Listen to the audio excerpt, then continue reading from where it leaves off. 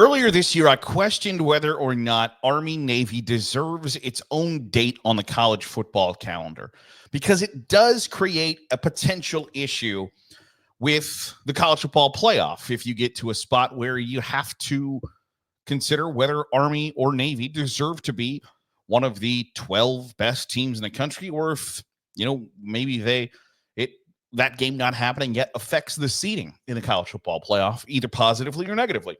And so I openly questioned it. At the time, I said, I don't know that I have an answer for this. I don't know that I feel one way strongly or another enough to say yes or no. And then you watch the game on Saturday, and I can't help but feel as if absolutely, unequivocally, without a shadow of a doubt, Army, Navy deserve its own date on the college football calendar. Despite flying in the face of the college football playoff, despite being a potential issue at some point down the line, I think those problems are worth putting aside for that game. Because it just, to borrow a phrase from the SEC, it just means more.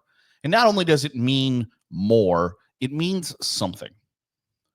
It means something to watch Army-Navy. And I would go as far as to say, I think maybe the NFL should consider giving a Thursday night football game up to allow the Navy versus Air Force game or the Army versus Air Force game to have its own standalone spot on a Thursday night in front of a big-time audience.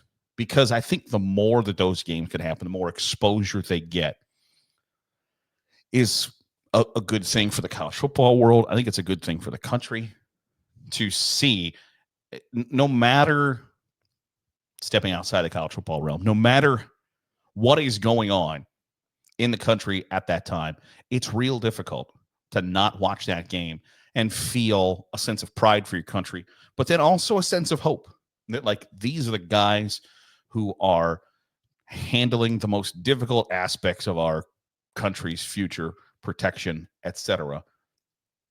And I think that's an undeniably good thing. You watch the game, the pageantry, the atmosphere. I don't have a gigantic bucket list, and I don't have a gigantic sports bucket list. On my bucket list is to go to the Army-Navy game. I want to go to an Army home football game. Dan Patrick talks about how it's one of the most insane emotional experiences he's ever went. So I'm like, you know what? I'm going to give that a go. But I want to go to Army-Navy. And watching it yesterday makes you feel as if, like, despite all of the flaws, because I'm generally, tradition is peer pressure from dead people, right? And that nothing is bigger than determining the champion of the sport. Nothing is bigger than finding out, setting up the college football playoff to be the best version of itself. Nothing is more important than that. And yet, I can't help but feel a little bit as if Army-Navy deserves to hold its own spot, its own slot, its own where it is the college football world. All eyes, and even though the Heisman Trophy ceremony was yesterday, I still think more eyes were on Army-Navy, which I will go as I've said before. I think Army and Navy and Air Force should get like automatic bowl berths every year, because you're just playing with a little bit different hand at those institutions than everywhere else. And in the 2024 college football landscape, those hands have been even more diminished with the lack of NIL, transfer portal, etc. But I just don't know how you watch that game and go, yeah, they got to figure this out and get it on the last weekend of college football and play at the same time as Texas and Texas A&M, Auburn, Alabama, Ohio State, Michigan, UCLA, USC, Louisville, Kentucky, Georgia Tech, South Carolina, Clemson. You just keep going on and on down the list of those final weeks of the season rivalries. And if you want to cram Army-Navy into that date, I questioned it earlier in the year. And now that you've seen it play out still one more time, it's like, I think this deserves. It's one of the special things about college football. And I think we have gotten away from embracing the things that make college football special at times. And so I think this is one of those things that you have to protect, that you have to say, hey, you know what? Despite the fact that it might not be the biggest moneymaker, it might not be the best interest in the TV networks or whatever the case may be, yada, yada, yada. At some point, you have to embrace the things that make the sport special.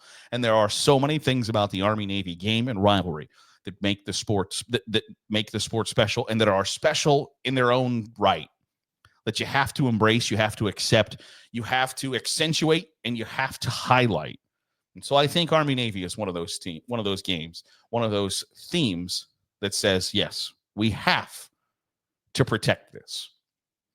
And in spite of all the flaws, in spite of the issues that it could someday cause in the college football playoff, I think it's got to be its own thing. Also happening on Saturday, Travis Hunter wins the Heisman Trophy. And I don't feel super strongly, as some people might, that I understand the argument that the last time a wide receiver won the Heisman Trophy was Devontae Smith in 2020, and he had 1,800 yards receiving. Hold on. Alexa, stop. I wasn't talking to her. Devontae Smith had 1,800 yards. Travis Hunter had 1,100 yards. When Charles Woodson won the Heisman Trophy, he had 7 interceptions. Travis Hunter had 4. But I get it. I get that this is one of the rare times that this is ever going to happen. And there are 2 schools of thought. You could argue that Travis Hunter is such a great athlete that Colorado had to play him on both sides of the football. Or you say the cynical route of Deion Sanders played him on both sides in an effort to win individual awards, throwing caution to the wind about what was best for his football team. I'm finding myself somewhere in the middle. I think, yeah, probably Deion Sanders did everything he could to set Travis Hunter up to win individual awards. But you know what? It worked. And I think that's a testament to Travis Hunter as much as it is to anything. So while in lots of other years, Ashton Jeanty would win the Heisman Trophy, and I've pounded the table that I would have voted for Ashton Jeanty because I think he's been the best player in college football. But I have no qualms with Travis Hunter taking home the trophy because I mentioned this before, that in the annals of college football history, a lot of times the Heisman Trophy finalists are sometimes the way we define a season or sometimes the way we remember a season, the history of that year, what happened in 2024. And we'll look back at it as a time when Travis Hunter was playing both ways and providing a real gigantic impact on the game. And I hope it starts a trend. I hope it is the beginning of more players playing both ways, because I think that's undeniably a good thing for the sport. Shohei Ohtani has been a really good thing for Major League Baseball. Why? Because he does things that nobody else has done. And Travis Hunter does things that nobody else has done. And so I understand placing him at the top of hundreds of Heisman Trophy ballots.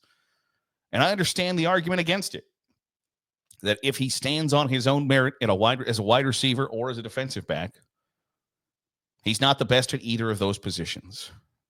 But it's a little bit bigger than that. And when you combine the two, I have no issue with him winning the most prestigious individual trophy in all of sports. Those are just my thoughts on the college football weekend. Want to hear your thoughts? Drop them in the comments down below. Does Army-Navy deserve its own date on the calendar? Let me know your thoughts there. And how would you have voted for the Heisman Trophy? Love to read your comments down below. That'll do it for today's episode of the Daily Huddle. I appreciate you making us a part of your day. However it is, wherever it is you're doing so. If you're watching on YouTube, hit the subscribe button. Make sure you get another great college football content we're pumping out. If you're listening on the podcast feed, drop a 5-star review. It goes a long way in helping out the channel. I'll see you tomorrow for another episode of the Daily Huddle.